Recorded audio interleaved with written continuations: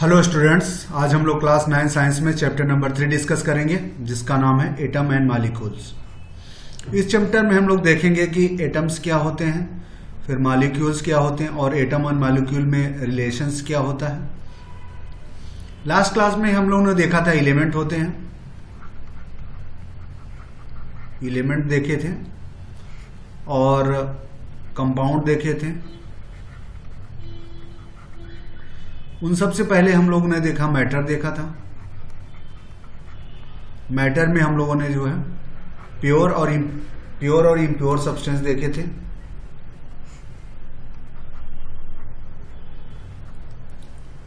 Matter, pure,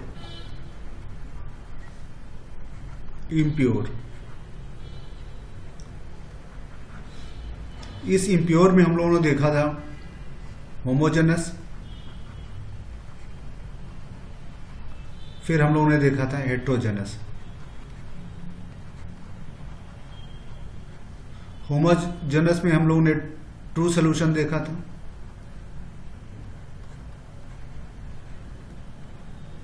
इसमें हम लोगों ने देखा था कोलाइडल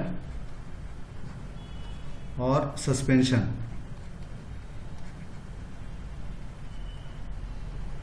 इन सब की हम लोगों ने प्रॉपर्टी देखी थी। हम लोगों ने ये देखा था कि उसके अलावा हम लोग एक वर्ड टिंडल इफेक्ट्स भी देखे थे, जिसमें जो है कोलाइडल सॉल्यूशन जो है टिंडल इफेक्ट शो करता है। ये बहुत कम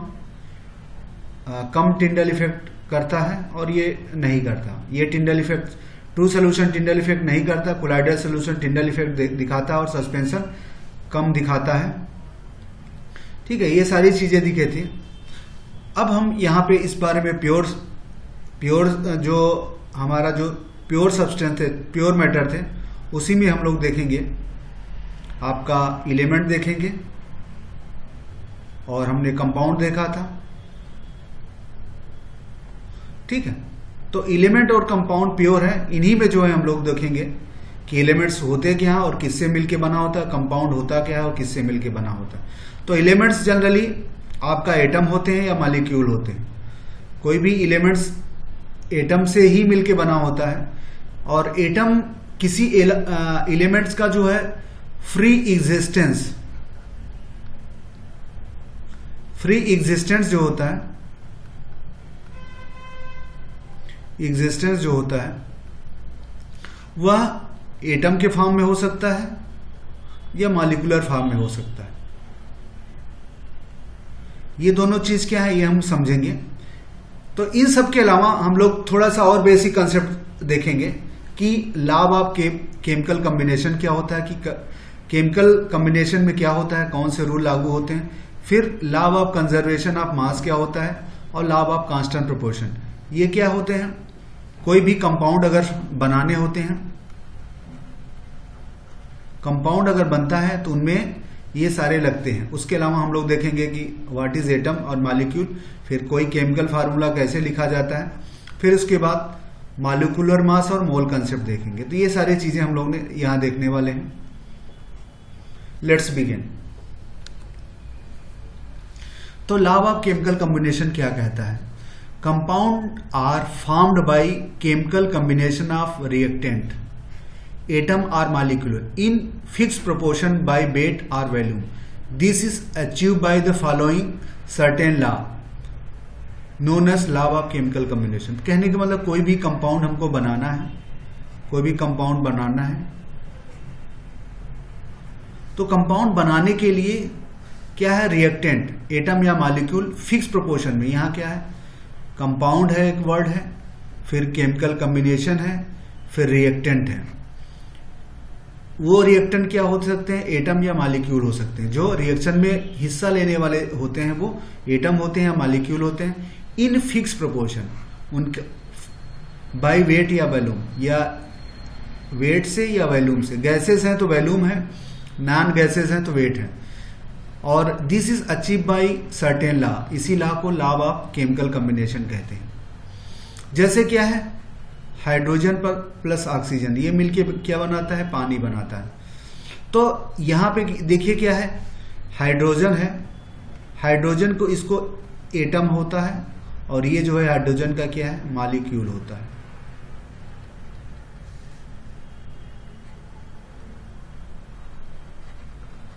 क्योंकि एटम जो है अकेला जो है नेचर में नहीं होता, वो हमेशा इस फॉर्म में मिलता है। तो रिएक्शन जब भी होगा तो इस फॉर्म में उसको लेके फिर बाद में ब्रेक होके वो होता है, इसका मैकेनिज्म डीप होता है।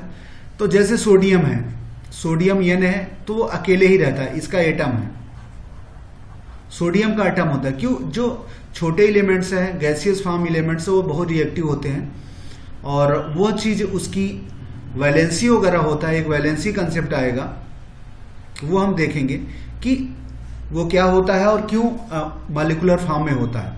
ये सारी चीजें, ये मान के चलिए एटम है, ये मॉलिक्यूल है।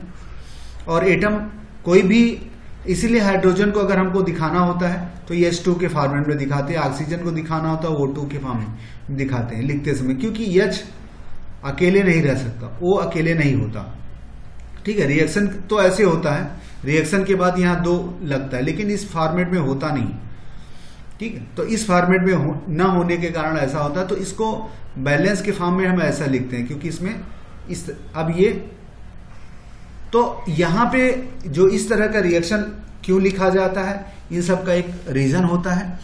तो लॉ ऑफ केमिकल कॉम्बिनेशन यही कहता है कि अगर एक हाइड्रोजन और 2 हाइड्रोजन के मॉलिक्यूल एक हाइड्रोजन के मॉलिक्यूल से मिलके बनते हैं तो क्या मिलता है आपके पास, एक मॉलिक्यूल ऑफ वाटर। ये मॉलिक्यूल है किसका, वाटर का। ये मॉलिक्यूल है ऑक्सीजन का, ऑक्सीजन। और ये है मॉलिक्यूल किसका,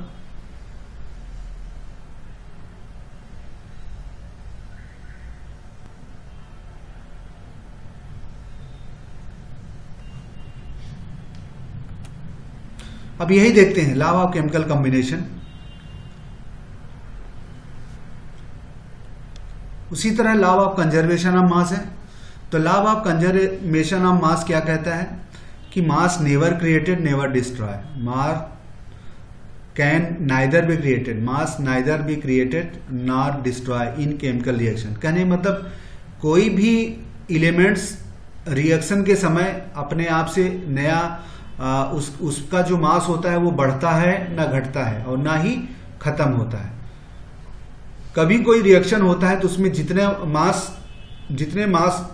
जितने वेट जो है रिएक्टेंट में आते हैं प्रोडक्ट में भी उतना ही मिलता है, ये कहने का मतलब है।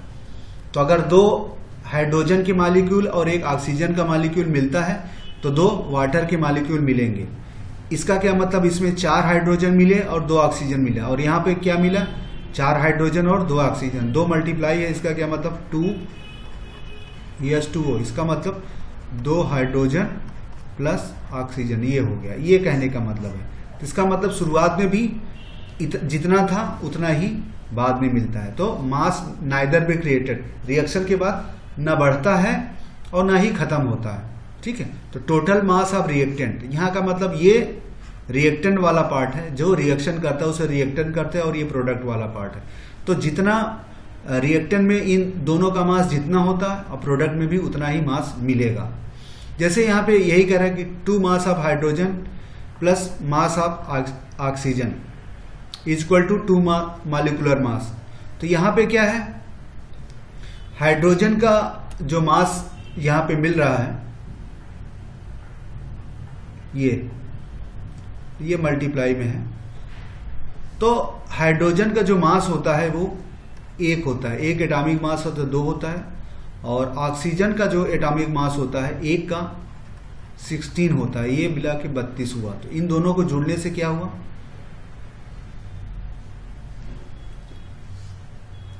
ठीक है, ये 2 हुआ। अगर इसमें 2 का मल्टीप्लाई कर देंगे तो ये कितना हो जाएगा, 4। तो कुल मिला के यहाँ पे इसकी वैल्यू कितनी है, 4 है, इसकी वैल्यू है 32। तो इन दोनों को जोड़ने से कितना हुआ, 36। और यहां पर अगर देखेंगे तो इसका भी टोटल मास जो है 36 आता है।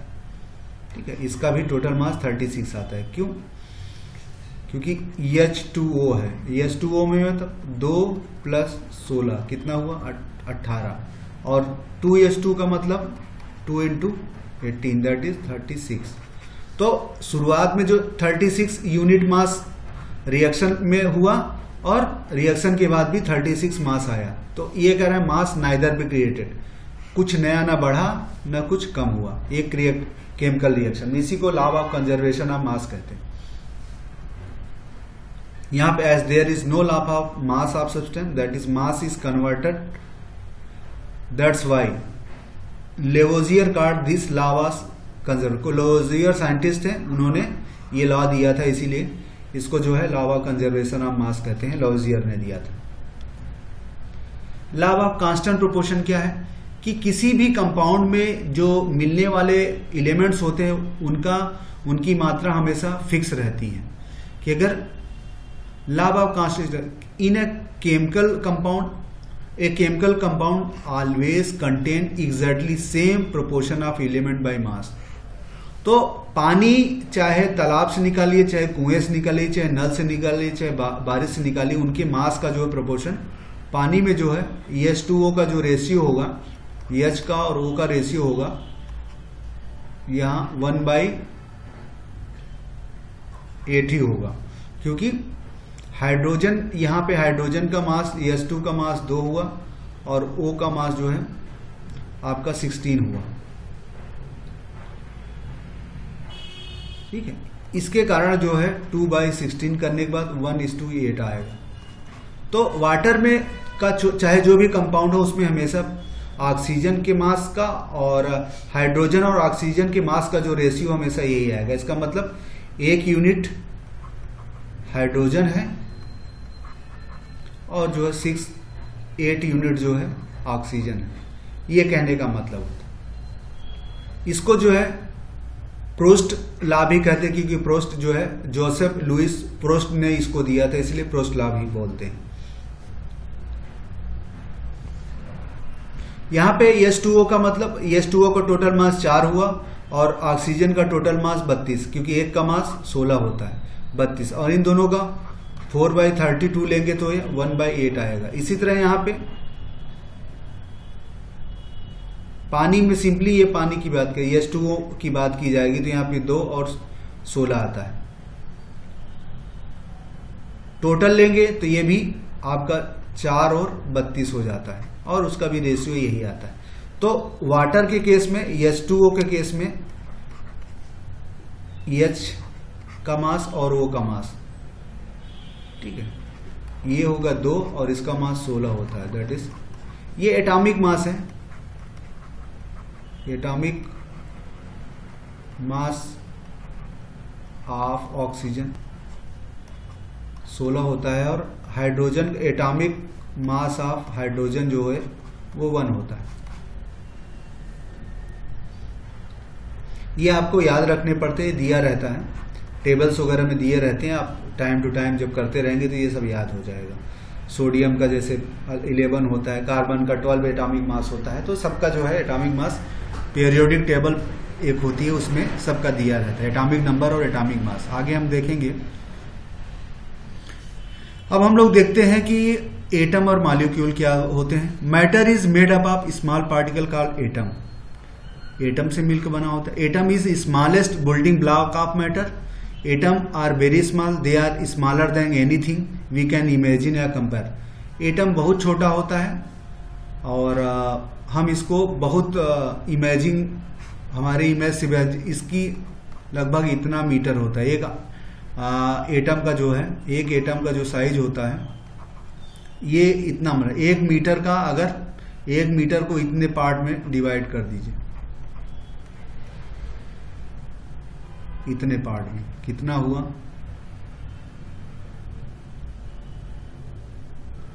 10 अरब के आसपास, 10 अरब के 1 मीटर के 10 अरब पार्ट कर दीजिए तो उसमें से जो एक पार्ट होगा वो एक एटम का साइज कहलाता है।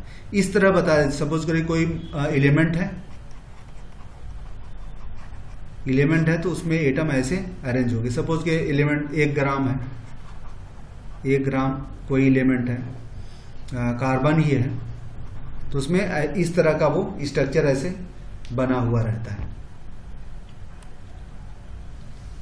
Symbol of atom of different element, जितने एलिमेंट्स हैं उनके एटम को सिंबल को अलग, जैसे हाइड्रोजन के सिंबल को यस से, हाइड्रोजन का, हीलियम का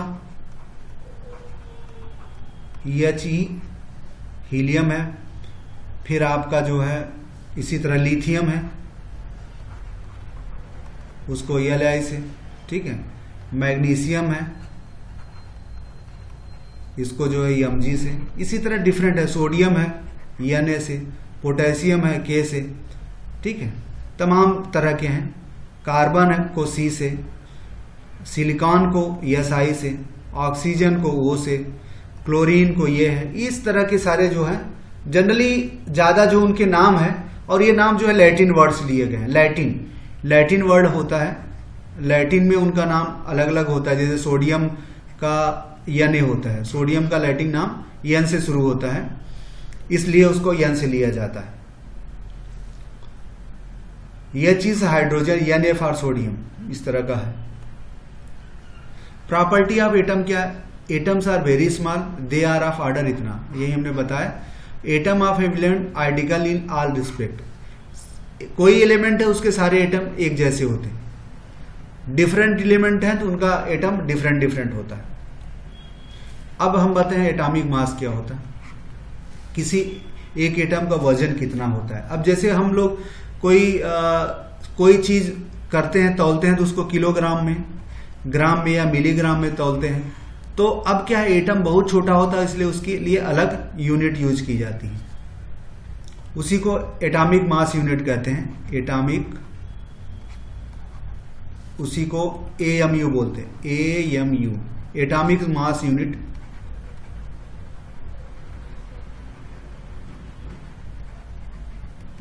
उसमें रिप्रेजेंट करते हैं। Mass of atom is called atomic mass.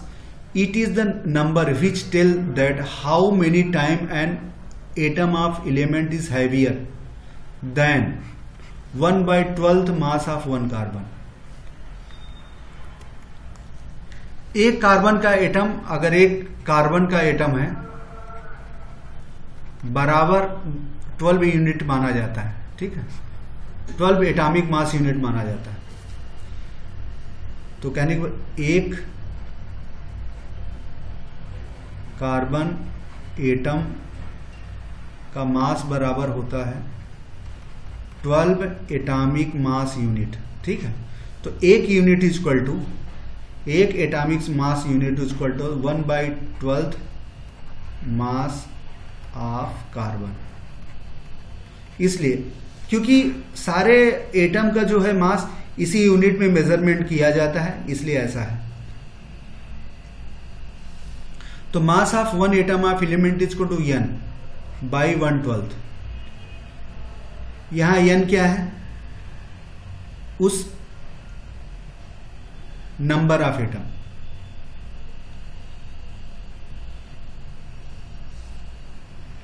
n is atomic mass, ठीक है, एटॉमिक मास, ठीक है, एटॉमिक मास यूनिट, n का मतलब एटॉमिक मास यूनिट होता है। Atomic mass is equal mass of one atom of elements, mass of one element upon n into 1/12 mass of one carbon atom, ठीक है। तो ये एटॉमिक मास होता है, ये याद रखिए बस।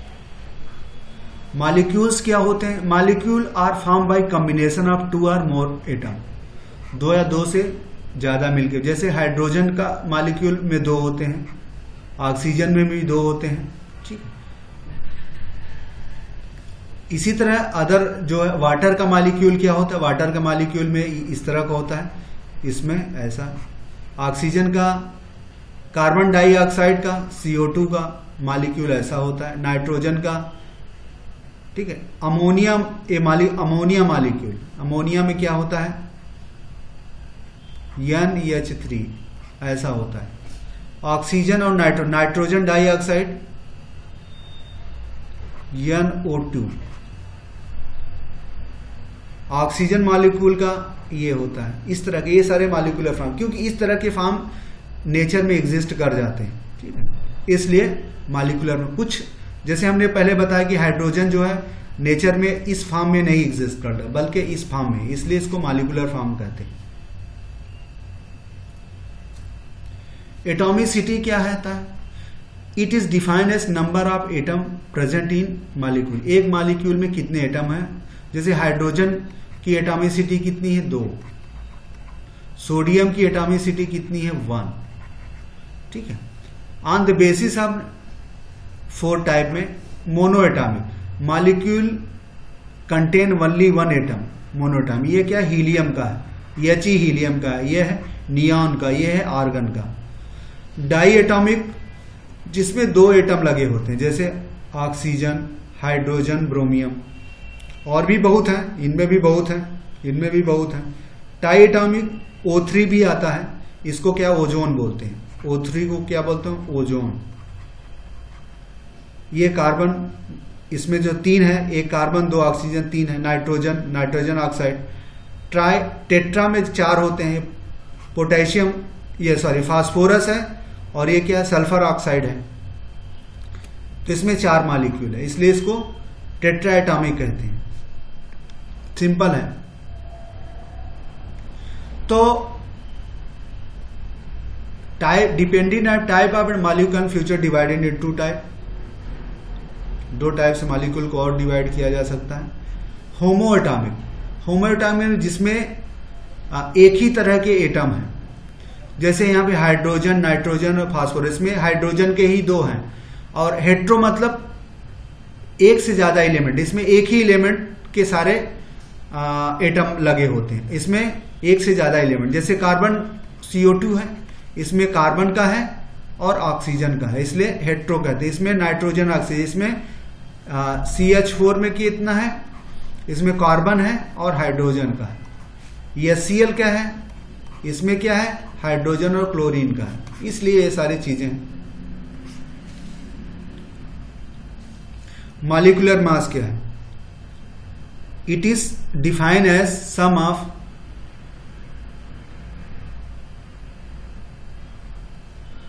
Of atomic mass of all atom present in molecule. Atomic, एक मॉलिक्यूल है, उसके सारे एटमों का मास जोड़ देंगे तो मॉलिक्यूलर मास आ जाता है। जैसे CO2 है, एक मॉलिक्यूल है, इसका मॉलिक्यूलर मास कार्बन का मास प्लस 2 ऑक्सीजन का, कार्बन का 12 है, इसका 16 × 12 32, तो ये टोटल कितना हो गया?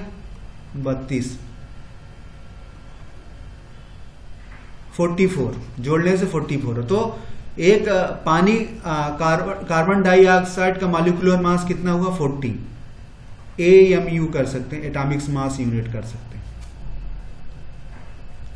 जैसे हम लोग वेट लेते हैं तो किलोग्राम लिखते हैं, इसे एटम के मास के साथ एटॉमिक मास यूनिट लिखा जाता है। आयंस क्या होते हैं? आयन आर द एटम है, group of atom which have net charge on them. For example, ये सोडियम है, कैल्शियम है, इसमें पॉजिटिव चार्ज है।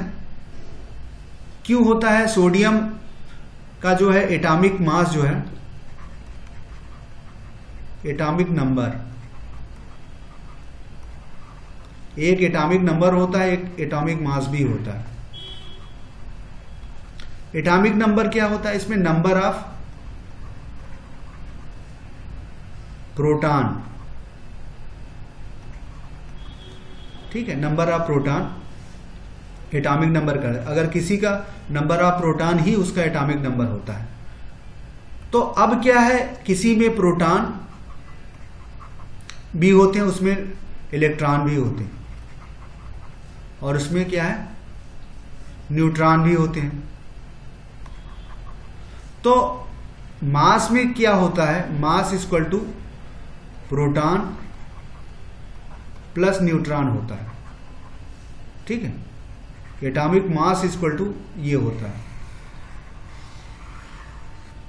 लेकिन इलेक्ट्रॉन्स का प्रोटॉन से क्या रिलेशन है? So proton, number of proton equal to number of electron होते हैं। तो जैसे सोडियम है, सोडियम का नंबर ऑफ प्रोटॉन कितना हो, सोडियम में नंबर ऑफ प्रोटॉन 11 होते हैं, तो इतना ही नंबर ऑफ इलेक्ट्रॉन भी होगा।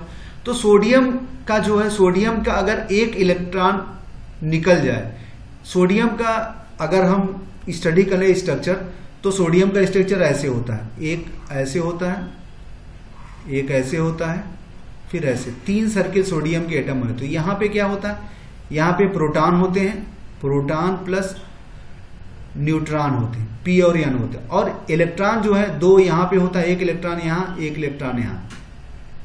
इसी तरह 2 के बाद 2 8, यहाँ पे दूसरे में जो है 8 इलेक्ट्रॉन होते हैं, और तीसरी में बचा हुआ 11 है, तो कितना हो गया 2 8 10, और यहाँ पे एक इलेक्ट्रॉन रहता है, तो टोटल कितने हो गए इलेक्ट्रॉन। फर्स्ट में कितने हैं 2, सेकेंड इसको कहते हैं सेल, इसकी ऑर्बिट कहते हैं, 1 सेल 2 सेल 3। तो पहली ऑर्बिट में सिर्फ ज्यादा से ज्यादा 2 ही इलेक्ट्रॉन रह सकते, दूसरी ऑर्बिट में ज्यादा से ज्यादा 8, तीसरी में ज्यादा नहीं, 8 से ज्यादा भी हो सकते हैं। तो इसकी दूसरी ऑर्बिट में 8 है, और तीसरी में कितना है 1 है। अगर इसका एक इलेक्ट्रॉन बाहर चला जाए, कम हो जाए, तो उसी को क्या कहते हैं, सोडियम जनरली ऐसे होता है, लेकिन अगर एक इलेक्ट्रॉन हट जाए तो यही सोडियम बन जाता है Na+। एक अगर लॉस कर देता है तो उसके पॉजिटिव चार्ज आ जाता है। क्यों आ जाता है, क्योंकि फ्यूचर में ये एक ले सकता है। इसी तरह क्लोरीन होता है, ठीक है, क्लोरीन क्या होता है 17 होते हैं, ये सोडियम का होगा। इसी तरह क्लोरीन का जो अगर हम देखा जाए तो 1 2 3, तो यहां पे 2 हुए, यहां पे 8 हो गए। अब कितना हुआ 10, अब तो इसके पे 7 होते हैं, 7। तो अगर ये क्लोरीन एक इलेक्ट्रॉन कहीं से ले ले, ठीक है, इसको ले ले, तो इसके ऊपर निगेटिव ऋण आ जाता है, कर्ज आ जाता है, ठीक है, तब ये इसके आउटर्स में कितना हो गया 8 आ जाते हैं। तो इसी को क्लोरीन का ऐसे बोलते हैं कि इसके ऑर्बिट, इसका मतलब क्लोरीन के ऑर्बिट में इसका एटॉमिक इलेक्ट्रॉन 17 होता है, ठीक है, याद रखने 17 होता है, नेचर में 17 होता है। लेकिन अगर एक ले ले तो इसमें क्या है 18 आ जाते हैं। 18 आ जाने के बाद इसके पास एक का कर्ज हो जाता है, इसलिए माइनस में होता है, और एक छोड़ देता है, किसी को दे देता है, तो इसके पास एक पॉजिटिव आ जाता है, ठीक है। तो इसीलिए जब किसी के पास पॉजिटिव चार्ज होता है तो उसको क्या कहते हैं, कैटायन बोलते हैं। आयन कंटेनिंग पॉजिटिव चार्ज और कैटायन, इनको कैटायन बोलते हैं। जिनके पास निगेटिव होता है उनको एनायन बोलते हैं। ये ध्यान रखिए, कैटायन का मतलब ऐसे एलिमेंट जिनके पास पॉजिटिव चार्ज होते हैं, क्योंकि वो एक इलेक्ट्रॉन जितने एक है तो एक इलेक्ट्रॉन, कभी 2, जैसे इसमें मैग्नीशियम ने 2 दे रखा है, इसलिए उसके पास 2 चार्ज है। इसी तरह ब्रोमीन ने 1 लिया है, फ्लोरीन ने 1 लिया है, ऑक्सीजन ने 2 ले रखा है, इसलिए इसके पास 2 निगेटिव चार्ज है, इसलिए इसको कैटायन, इसको एनायन कहते हैं। That's it. मोनोएटॉमिक आयंस क्या होते हैं, जिनके ऊपर एक चार्ज होते हैं। पॉलीएटॉमिक, जिनके ऊपर एक से ज्यादा होते हैं, मोर देन 1 होते हैं, उनको पॉलीएटॉमिक बोलते हैं। जैसे यहां पे इसके ऊपर ज्यादा है,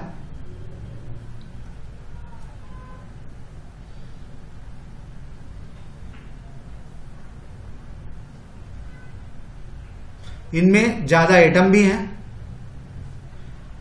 ठीक है। मोनोएटॉमिक आयन जिनमें एक ही तरह के एटम लगे होते हैं, उनमें एक चार्ज होता है। Monoatomic ion containing only 1 atom, इनमें एक ही तरह के हैं और उनके ऊपर चार्ज भी ये है, इसलिए इसे मोनोएटॉमिक कहते हैं। एटॉमिक मतलब जो एक ही तरह के एलिमेंट से बने हैं। पॉलीएटॉमिक जिसमें एक से ज्यादा तरह के एलिमेंट्स लगे हैं। वैलेंसी क्या है, जैसा कि हम लोगों ने अभी डिस्कस किया था, it is defined as combining capacity of elements. तो कहने का मतलब कोई एलिमेंट किसी से जुड़ जाता है, जैसे यहाँ पे था हाइड्रोजन और ऑक्सीजन, ये जुड़ क्यों रहा है, क्योंकि इनके पास इससे जुड़ने की कुछ कैपेसिटी है, कुछ कैपेसिटी है, इसके कारण ये जुड़ते हैं। सब नहीं आपस में जुड़ पाते, ये किसी से नहीं जुड़ पाता। ये हीलियम जो होता है किसी से जुड़ नहीं पाता, हीलियम, क्योंकि इसके पास किसी से कंबाइन करने की कैपेसिटी नहीं होती। तो यही है वैलेंसी क्या, it is defined as combining capacity of elements. The outer most cell of any elements called valence cell and the number of electron present in that cell is called valency। जैसे क्या है, silver है, यहाँ silver की बात कर रहा है उसका एटॉमिक नंबर और इलेक्ट्रॉन 47 होता है। काफी बड़ा एग्जाम्पल ले लिया है। तो यहाँ पे सिल्वर का ये फर्स्ट ऑर्बिट है, ठीक है। इसको फर्स्ट सेल का नाम दे सकते हैं। इसमें 2 इलेक्ट्रॉन हैं, दूसरे सेल में इसके कितने हैं 8 होंगे, दूसरे सेल में इसके 8 होंगे, तीसरे सेल में जो है दूसरे सेल में 8, इसका ये तीसरा जो सेल है इसमें 18 हो सकते हैं। फिर चौथा जो सेल है इसका उसमें भी 18 हो सकते हैं, ठीक है। इसका चौथा सेल है इसमें भी 18 है। फिर इसका जो 5वां सेल है उसमें 1 है।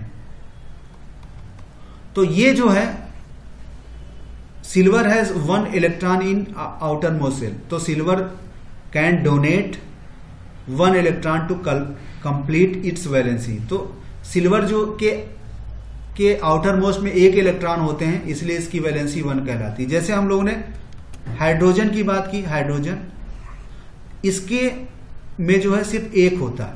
हाइड्रोजन के एक ही सेल होता है क्योंकि इसका एटॉमिक नंबर और प्रोटॉन 1 होता है। हाइड्रोजन का एटॉमिक नंबर और प्रोटॉन 1 होता है। और ऑक्सीजन का क्या है, ऑक्सीजन की बात क्या करते हैं, ऑक्सीजन में क्या होता है 8 होते हैं। ऑक्सीजन के पास 8 होता है। तो इसके ऑक्सीजन का अगर हम स्ट्रक्चर बनाएं, ऑक्सीजन का O2, तो इसके पहले सेल में 2 होते हैं, इसके दूसरे सेल में जो है 6 होते हैं, दूसरे सेल में 6 होते हैं, ठीक है। तो ये इसी के आउटर में 6 है।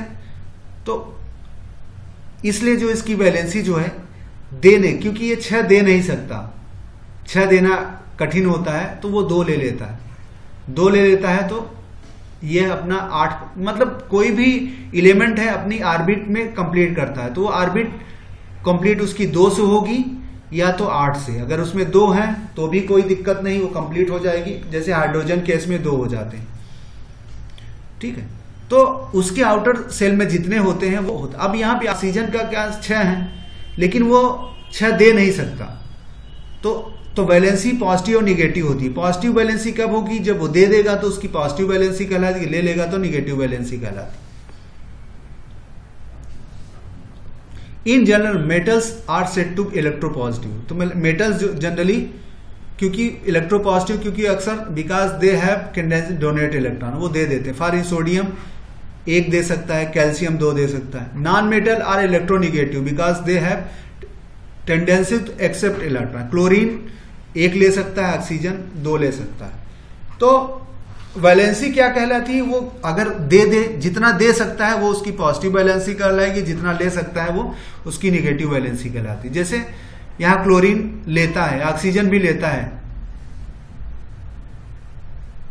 बहुत एलिमेंट है जिनके पास 1 से ज्यादा वैलेंसी होती है, जैसे आयरन है। आयरन के पास कैपेसिटी होती है, कभी 2 दे लेता है, कभी 2 भी दे सकता है, कभी 3 भी दे सकता है। कॉपर 1 दे लेता है, 2 भी दे सकता है। अगर वो 1 से कंबाइंड होता है तो उसको क्यूपरस बोलते हैं, और अगर 2 से कंबाइंड होता है तो क्यूप्रिक बोलते हैं। जिसमें कॉपर का 1 एलिमेंट इन्वॉल्व होगा उसको क्यूपरस का बोलेंगे, जिसमें 2 एलिमेंट होगा उसको क्यूप्रिक बोलेंगे। यहां पे monovalent ion having tendency of 1 are said to be monovalent. जैसे इसमें सब में 1 है तो निगेटिव ही है, जिसमें 2 है उसको डाईवैलेंट बोलते हैं, ये वाला। जिनमें 3 है उनको ट्राईवैलेंट बोलते हैं। तो इसके बेसिस पे बोला जाता है। अब केमिकल कंपाउंड कैसे लिखा जाता है, cross multiply valency of element to form compound. जैसे यहां पे है ये A2 है, A3 है, इसका मतलब इसका इसमें मल्टीप्लाई कर देते हैं, इसका इसमें, तो ये इस तरह कंपाउंड लिखाया जाता है। अगर कंपाउंड में मेटल और नॉन मेटल दोनों से मिलकर बना होता है तो लिखते समय सबसे पहले मेटल की लिखते हैं। जैसे एग्जांपल कैल्शियम क्लोराइड, तो कैल्शियम और क्लोराइड से मिला है तो पहले आपको कैल्शियम लिखना है, फिर क्लोराइड। जैसे जिंक सल्फेट है तो पहले जिंक लिखेंगे फिर सल्फेट लिखेंगे। तो मेटल पहले लिखा जाता है बाद में। अगर पॉली एटॉमिक है लिखा जाता है, जैसे यहां पे एल्युमिनियम सल्फाइड, तो एल्युमिनियम को बाहर लिख देते हैं और सल्फाइड का एक, क्योंकि एक साथ रहता है उनको ब्रैकेट में लिखते हैं। पॉलीएटॉमिक सल्फेट आयन, ठीक है, ब्रैकेट में। यहां पे 2 है, एल्युमिनियम के पास 3 वैलेंसी होती है, एल्युमिनियम के पास +3 होता है और इस सल्फर के पास क्या होता है, -2 होता है। तो लिखने के बाद ये 2 यहां आ जाता है और 3 यहां आ जाता है।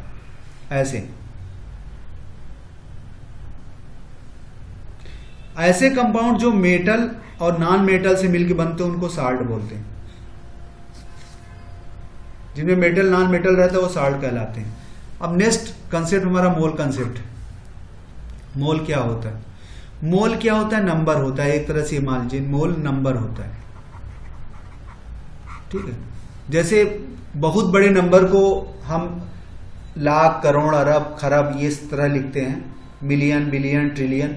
तो ऐसा एक नंबर होता है जिसको बहुत बड़ी नंबर होता है, तो उसको लिखने के लिए हम लोग मोल कहते हैं। उसको नया नाम देते हैं, मिलियन, बिलियन के बजाय मोल कह देते हैं, या उसको एवोगाड्रो नंबर भी बोलते हैं। The quantity of substance express in the form of, quantity है, नंबर है, quantity. 1 mole is also defined amount of substance which contain इतना यूनिट, इतना पार्टिकल होता है।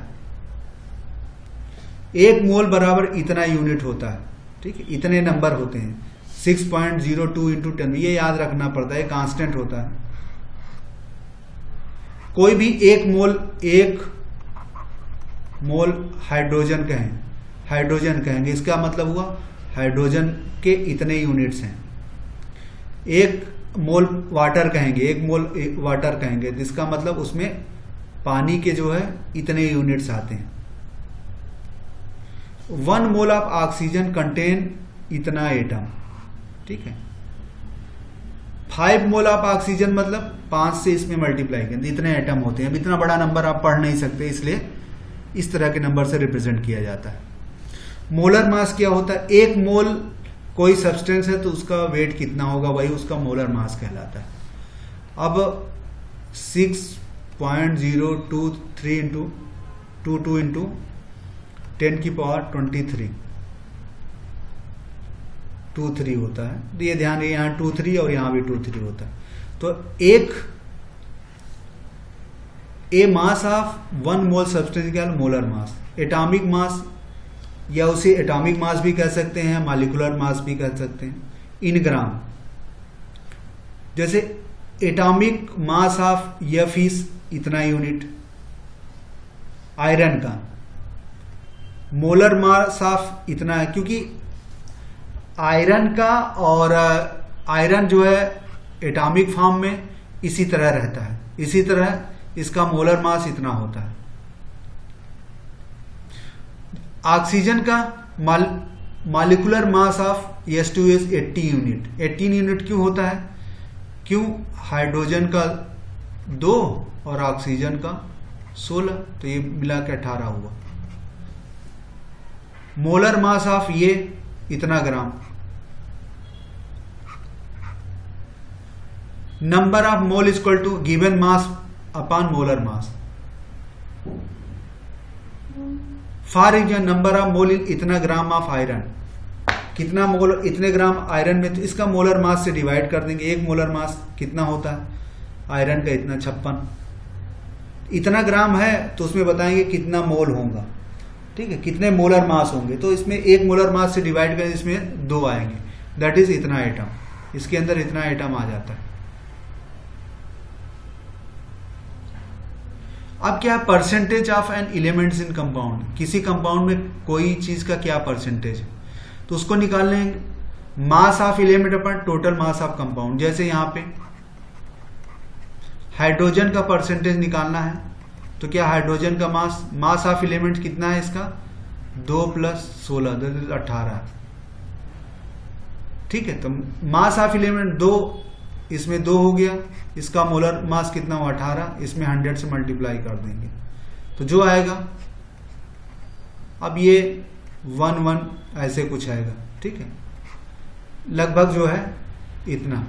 11 पॉइंट इतना परसेंटेज हुआ। सो इन दिस वे ये खत्म हो जाता है। तो समरी क्या, during a chemical reaction sum of mass of reactant and product remain unchange. इसी को क्या है, law of conservation of mass कहते हैं। In a pure chemical compound elements are always present in definite proportion by mass. This is law of definite proportion कहते हैं। Atom is smallest particle of element that can not usually exist independently retain all its property. Atom smallest part होता है, उसके पास उस element की सारी property मौजूद होती। क्या है, इंडिपेंडेंटली एग्जिस्ट नहीं कर सकता। हाइड्रोजन केस में कर सकता, sodium. Molecule smallest particle element are compound capable of independent existence under ordinary condition. ये भी प्रॉपर्टी एलिमेंट की सारी प्रॉपर्टी शो करता है। Chemical formula of compound shows its constituent element and number of atom of each. Cluster of atom that act as ion is called polyatomic है। एक ही polyatomic में एक ही तरह के एलिमेंट्स होते हैं। They carry fixed charge on them, हमने दिखाया था। The chemical formula of molecule compound is determined by the valency of each element। कितना वो दे सकता है, कितना ले सकता है। आयन कंपाउंड क्या है, जो उसके ऊपर चार्ज होते हैं, पॉजिटिव और निगेटिव चार्ज होते हैं। Scientist use relative atomic mass scale to compare mass of different element. तो वह atom of carbon 12 isotope as assign as relative mass of 12 carbon and relative mass of all other atom. तो किसी का atomic mass unit जो है carbon के मास को standard formula माना गया कि कार्बन से कंपैरिजन किया जाता है। एवोगाड्रो नंबर में कभी ये भी लिख दिया जाता है, कभी 3 भी लिख देते हैं। Is defined as number of atom in exactly 12 gram of carbon. अगर कार्बन का 12 ग्राम लिया जाए, उसमें जितने एटम मिलते हैं वह संख्या इतनी आती है। कार्बन के 12 ग्राम कार्बन में जितने कार्बन के एटम होते हैं वो नंबर इतना आता है। इसी को एवोगाड्रो नंबर कहते हैं। तो mole is amount of substance of a system that contain इतना specific elementary quantity. Mass of 1 mole of molecule is called molar mass. In this way, chapter is concluded. Thank you.